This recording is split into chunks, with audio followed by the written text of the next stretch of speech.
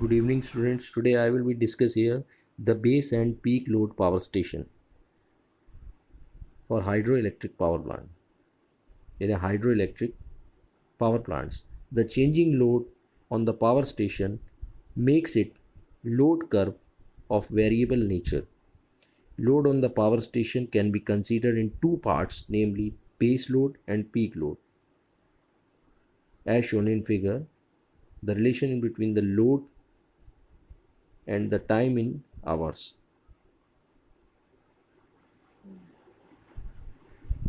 In order to achieve the overall economy, the best method to meet the load is to interconnect the two different power stations. The more efficient plant is used to supply the base load and is known as the base load power station. The less efficient plant is used to supply the peak loads and is known as the peak load power station. There is no hard and fast rule for selection of base load and peak load station, as it would depends upon the particular situation. For example, both hydroelectric and steam power plants are quite efficient and can be used as a base load as well as the peak load station to meet a particular load requirement. Illustration show with the help of this figure the relationship in between the load and the time in hours for high flow day and low flow day. The load division on a hydro steam system.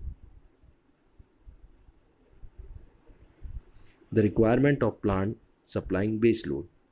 Minimum operating cost, continuous supply of the load, capital cost of the plant should be minimum, requirement of plant maintenance should be minimum, and plant should be such that it can be easily located near the load centers. The number of operators required should be minimum. The spare parts etc. should be readily available. Hydroelectric power plants operating cost is minimum, maintenance cost is lower, initial cost is high and can't be located near to the load. Steam power plants capital cost is more, can be located near to the load centers, maintenance requirement is slightly higher. Diesel power plants, due to limited generating capacity, it is not used as a base load. Nuclear power plant, initial cost is high, limited availability of the fuel, not favored. Whenever they are constructed, they are used as a base load plant due to constant supply. Requirement of a plant supplying peak load. Low operating cost, minimum capital cost. The plant should be capable of being started from cold condition with the minimum time. In case of emergency, the plant should have the capacity to withstand the peak load for some time. It must have the quick response to change in load. Hydroelectric plants can be considered as a peak load plants and it can be easily started and no fuel required. Nuclear power plants, they are not used as a peak load plants, and diesel power plants can be used for the peak load plants and easily start from the load condition. Number of auxiliaries required is limited, so less maintenance. They have a good overload capacity and they have high thermal efficiency, therefore less operating cost than steam power plants. Interconnected grid system. The connection of several generating stations in parallel is known as interconnected grid system. The various problems facing the power engineer are considerably reduced by interconnecting different power stations in parallel. Exchange of peak loads. An important advantage of interconnected system is that the peak load of power station can be exchanged. If load curve of power station show a peak demand that is greater than the rated capacity of the plant, then the excess load can be shared by other station interconnected with it. Use of older plants. The interconnected system makes it possible to use the older and less efficient plant to carry peak loads for short duration. Although such plants may be inadequate when used alone, yet they have sufficient capacity to carry short peaks of loads when interconnected with the other modern plants. Therefore, interconnected system gives a direct key to use of absolute plant. Ensure economical operation. The interconnected system makes the operation of concerned power station quite economical. It is because sharing of load among the station is arranged in such a way that more efficient station work continuously throughout the year at a high load factor and less efficient plant work for peak load hours only. Increased diversity factor. The load curves of different interconnected stations are generally different.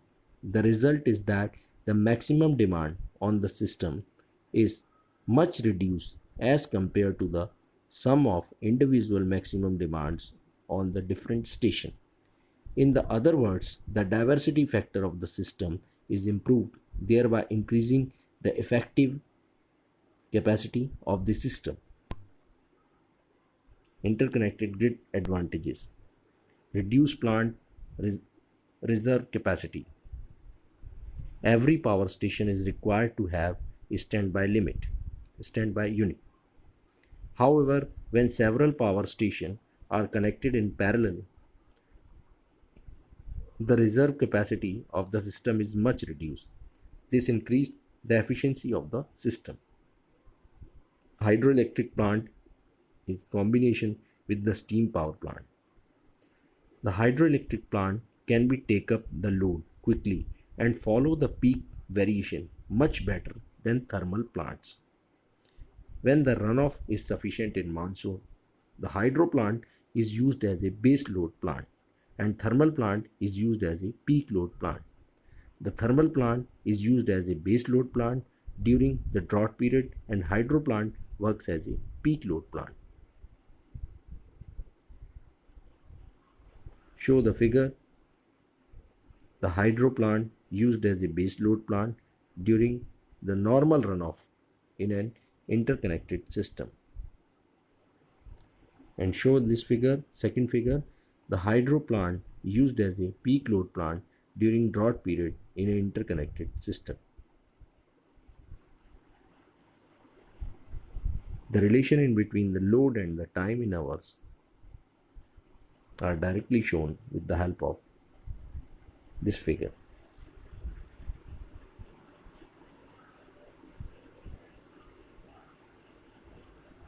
The upper area is the thermal as peak load plants and lower area in hydro as a base load plant. In hydro plants used as a base load plant.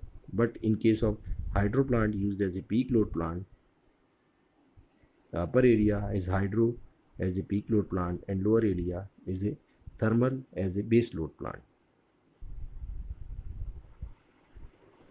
Advantages. The greater reliability of supply of the consumer. When one of the station fails to operate, the consumers can be fed from the other station, thus avoiding complete shutdown. The overall cost of the energy per unit of the interconnected system is less.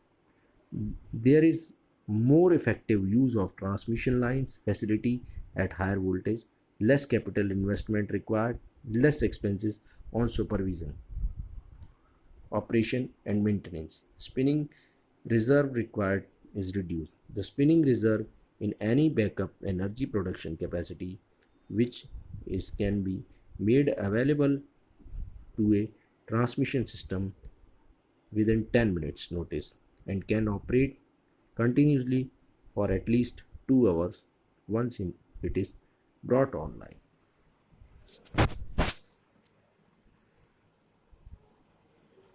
Hydrothermal scheduling. The hydrothermal scheduling is performed in order to find the optimum allocation of hydro energy so that the annual operating cost of the mixed hydrothermal system is minimized. Hydrothermal scheduling method. The constant hydro generation. In this method, the hydro generation is kept constant throughout the operation period at such a value as to use the desired amount of water. The remaining load is met by the steam plants. Load on a steam plants keep on varying from time to time. Constant steam generation. In this method, the steam generation is kept fixed throughout the operating cost. The remaining load is supplied by hydro plants. The steam generation is kept fixed at such a value that the hydro generation would use the desired amount of water over the operating period. The hydro plant operate on varying scheduler. The maximum hydro efficiency method. In this method, the hydro plants during peak load periods are operated at a maximum efficiency. During off peak hours, the hydro generation is scheduled so that desired amount of water used over the operating period and hydro plant work near the point of maximum efficiency as possible. The remaining load is met by steam plant. Okay, thank you.